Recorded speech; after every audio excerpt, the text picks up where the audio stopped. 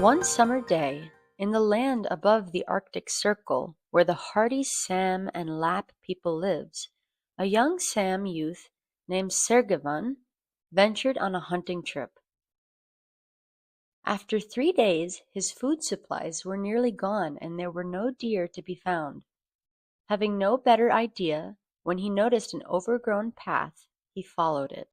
The path led deep into the woods to a hut, and sitting on its front step was a very old woman.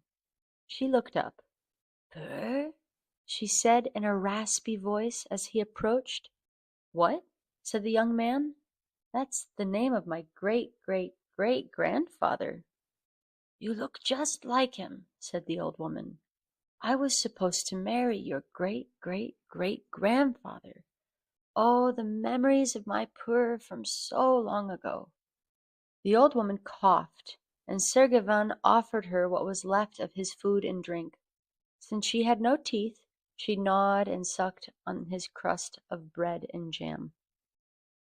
"Why didn't the two of you marry, if you don't mind my asking?" said Sergevan after a while.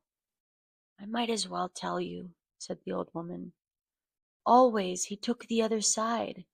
If I said it was raining, he said it was snowing. If I said it was hot in the tupa, he said it was cold. If I said go right, he went left. Oh, Purr, what a life we would have had if only you had listened to me at least some of the time." The old woman noticed Sergevan's hunting arrows and supplies and empty bag. "You must be far from home. You're welcome to stay here tonight. Have you had no luck in hunting?"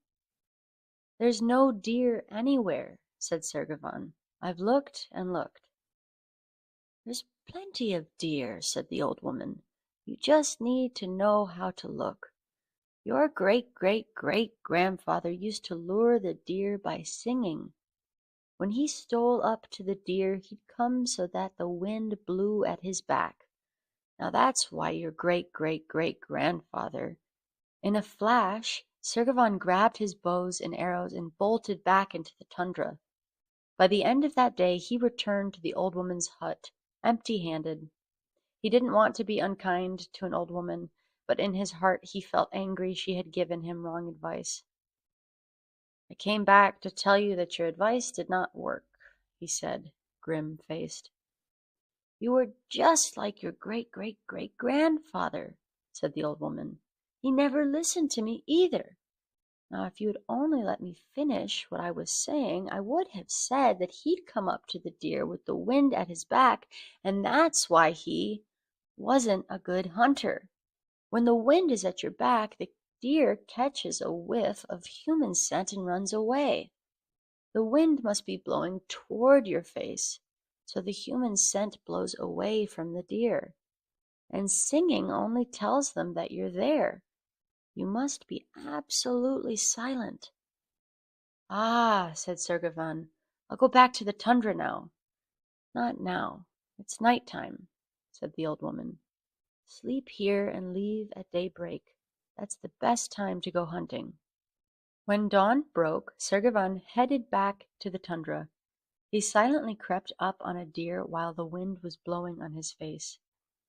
He sent a single arrow flying, and later that day he and the old woman feasted on his game. "You're almost like family to me," Sergevan said. "Why don't you come live with my family?" "I could have been your great-great-great-grandmother," said she. "But you know, when animals get old they prefer to stay at their nest or cave. I will stay here." "Then I will stay with you," said the youth. And so Sergevan and the old woman lived for a number of happy years in her hut, with plenty to eat and plenty to talk about.